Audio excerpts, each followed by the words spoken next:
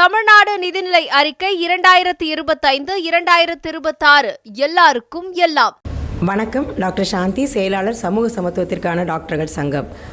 தமிழக அரசு பட்ஜெட்டில் மிக முக்கியமான ஒரு அறிவிப்பை கொடுத்திருக்கிறார்கள். கேன்சர் சர்விக்ஸ் என்கின்ற கர்ப்பப்பை வாய் புற்றுநோயை தடுப்பதற்கான தடுப்பூசியை இளம் பெண்களுக்கு அறிமுகப்படுத்துகின்ற திட்டமாகும். இது மிக நல்ல திட்டம், மிக முக்கியமான திட்டம். சரியான நேரத்தில் நிறைவேற்றப்பட்ட ஒரு திட்டமாக இதை பார்க்கின்றோம். இது எங்களுடைய நீண்டகால கோரிக்கை கூட.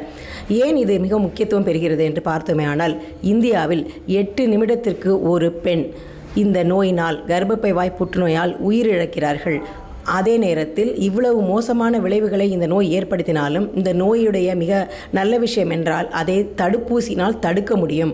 பல புற்றுநோய்களை தடுப்பூசியினால் தடுக்க முடியாத சூழ்நிலையில் இருக்கும் பொழுது, இந்த குறிப்பிட்ட கர்ப்பப்பை வாய் புற்றுநோயை 100% தடுப்பூசியினால் தவிர்க்க முடியக்கூடிய ஒரு நிலையில் இருக்கின்றது. ஹியூமன் பாப்பிலோமா வைரஸ் என்கின்ற வைரஸின் மூலமாக வருகின்ற கர்ப்பப்பை வாய் புற்றுநோயை இந்த தடுப்பூசியை பயன்படுத்துவதன் மூலமாக 100% நம்மால் தடுக்க முடியும்.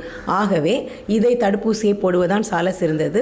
இந்த திட்டத்தை அரசு சரியான நேரத்தில் அறிமுகப்படுத்தியதை நாங்கள் வரவேற்கின்றோம்.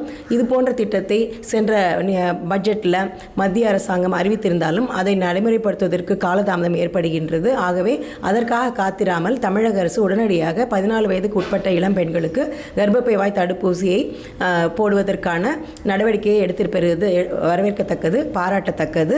இதன் மூலமாக தமிழகத்தில் கர்ப்பப்பை வாய் புற்றுநோயை இல்லாத ஒரு நிலையை ஏற்படுத்த முடியும். அதே போல இந்தியா முழுமைக்கும் இந்த நோய் இல்லாத நிலையை ஏற்படுத்த வேண்டும்.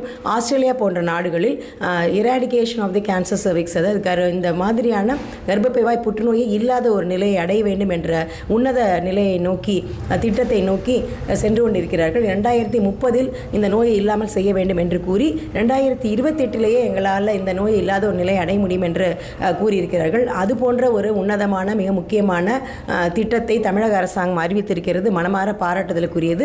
இந்த திட்டத்தின் அடிப்படையில் இளம் பெண்களுக்கு, 14 வயதுக்கு உட்பட்ட பெண்களுக்கு கர்ப்பப்பை வாய் புற்றுநோய்க்கான தடுப்பூசியை வழங்கும் திட்டத்தை பொதுமக்கள், பெற்றோர்கள் அதிக அளவில் முழுமையாக பயன்படுத்திக் கொள்ள வேண்டும் என்று கேட்டுக்கொள்கிறோம்.